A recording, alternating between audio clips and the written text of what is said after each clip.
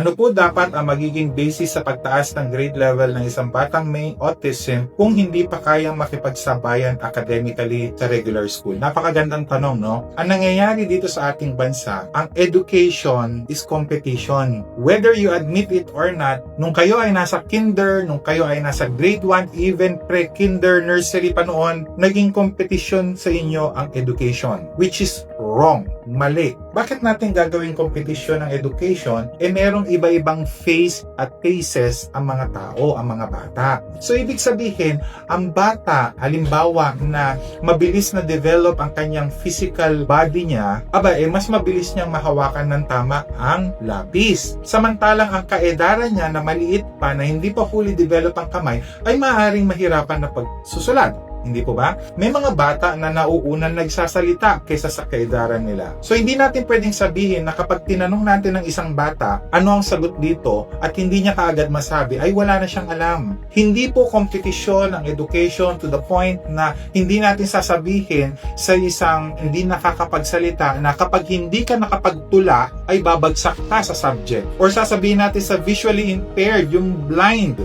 ano ang blue, ano ang red, kapag hindi mo nasagutan ito, bagsak ka.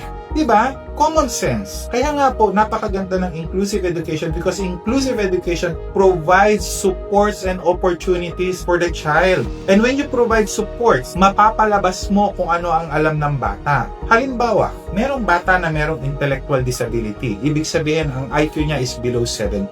Mahihirapan siya sa cognitive level niya. Masyadong mahirap para sa kanya ang umintindi kahit na paulit-ulit.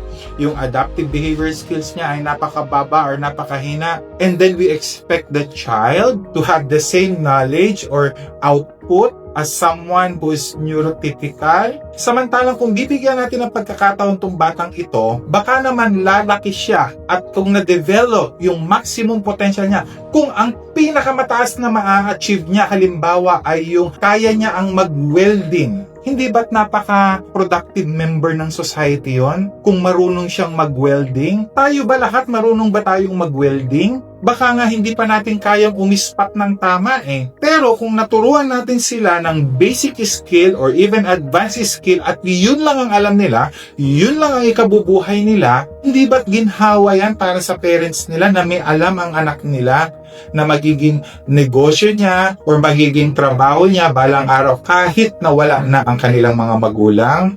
Di po ba? Hindi po dapat makipagsabayan academically.